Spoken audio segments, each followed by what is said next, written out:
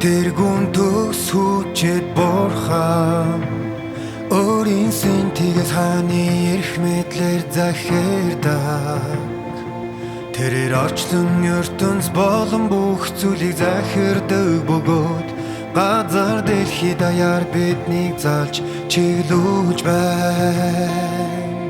Бид хорон мөч бүрд түүнтэй ойр байж нэг ч хормыг алдалгүйгээр түүний өмнө тавнаар очин цаг үргэлж сурах сургамж бидэнд бий.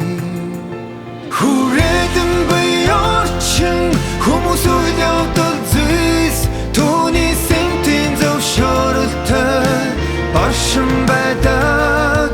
Ямар ч тохиолдолд зүрх сэтгэлдээ гомдол бүтрүүл эстэг бэс бурхан чамд нэг үстэй хайрлахгүй.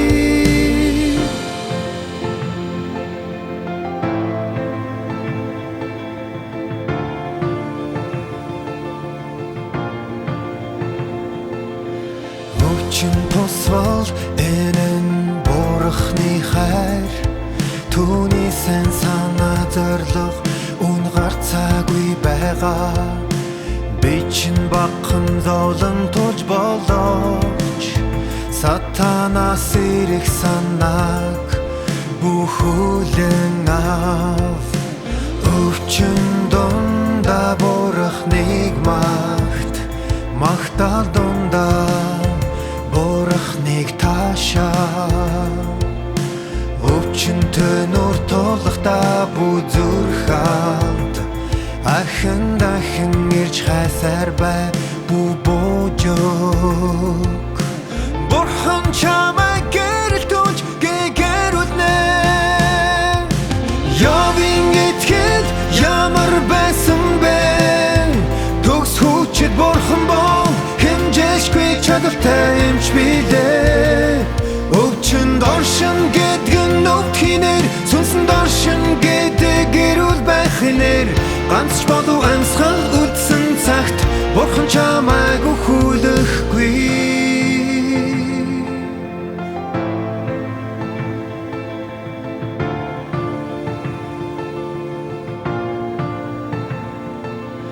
Дахин амьсан Христийн ам бидний дотор бий. Бурхны өмнө бидний итгэл үнэхээр дутмаг.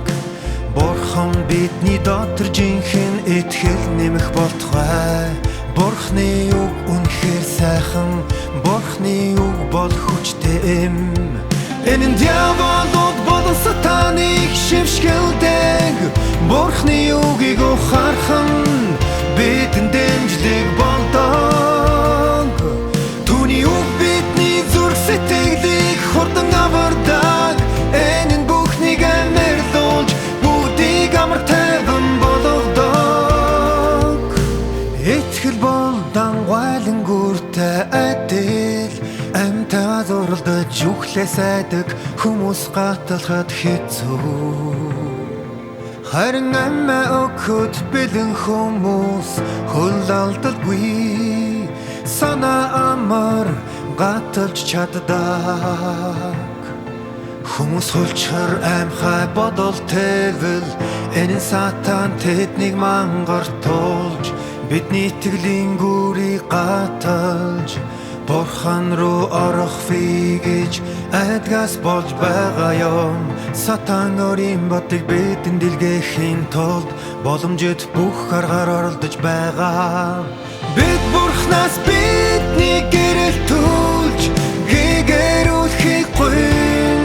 Хорон бүрд залбирч дотроосоо сатаны хорыг цэвэрлэхийн тулд хорон бүрд бурханд найдан бурханд хэрхэн артах талаар хорон бүрд сүнсэн дотроо дадлаж бүхий дашгүйга бурхнаар ноёрхуулах ёстой.